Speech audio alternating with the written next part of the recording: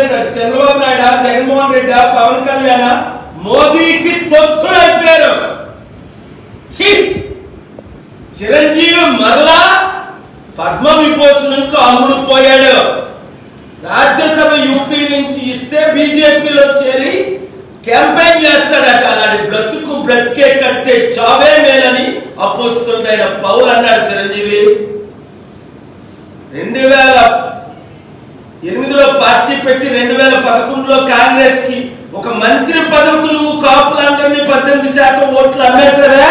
2014లో నీకు 1% కూడా ఓట్లు పడలేదే. మరలా నువ్వు ఈ 70 సంవత్సరాల వయసులో పెద్ద ప్యాకేజ్ స్టార్ గా మారుతావా?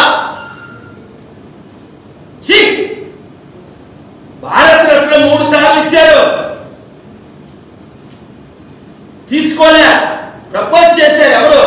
బాలయోగ్ గారు స్పీకర్ గా ఉండేటప్పుడు, ఎర్రమనాయుడు గారు మంత్రిగా ఉండేటప్పుడు, బీజేపీ తరఫున వైస్ ప్రెసిడెంట్ షెకావత్ గారు 7 సార్లు నోబెల్ పీస్ ప్రైజ్ 3 సార్లు ఇస్తూ వద్దన్నారు.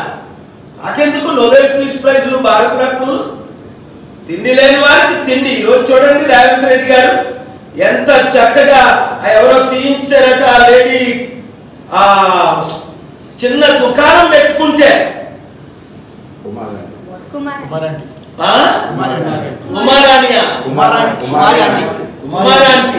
అరే అందరూ కుమారాంటీకి డొనేషన్ చేయండి రా, తినండి, ఎక్కడుందో చెప్పండి, నేను కూడా వెళ్తా. అలాంటి మంచి వారిని మనం సపోర్ట్ చేయాలి సరికదా. వీళ్ళ మీద దాడులు. సోనీ సూద్కి ఎందుకు ఇవ్వలేదు? ఇంత పెద్ద యాక్టర్ కరోనాలో 1000 మందికి సపోర్ట్ చేశాడు. భారత రత్నం ఇది ఏదైతే పద్మభూషణం విభూషణం ఏదో భూషణం పనికి మాలిన గాడిదలందరికి ఇస్తారు. ఈ గాడిదలు ఆర్ఎస్ఎస్ వాడు ఎవరికి చెప్తే వాళ్ళకే ఇస్తారు. రే తెలుగు సత్తా చూపిద్దామన్న 15 కోట్ల తెలుగు ప్రజలు రండి, మన సత్తా మోదీకి చూపిద్దాం, మన సత్తా మోదీ తొత్తులకు చూపిద్దాం. చంద్రబాబు, జగన్, పవన్ కళ్యాణ్, చిరంజీవులందరికీ తెలుగు సత్తా. ఎన్టీఆర్ అనుచరులందరూ రండి.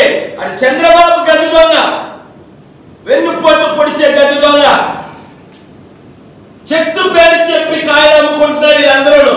అంబేద్కర్కి ఏమో 450 కోట్లు ఖర్చు పెట్టి విగ్రహం అంట.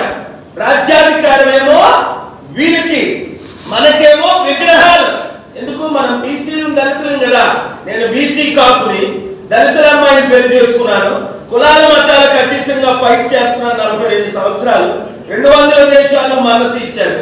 ఇప్పుడు చూడండి అక్టోబర్ 2 సమిటి ఎలాగ జరుగుతుందో చూడండి. జరగకుండా ఏ శక్తులు ఆపితే వాళ్ళ బటన్ నొక్కి పైకి పంపిస్తా.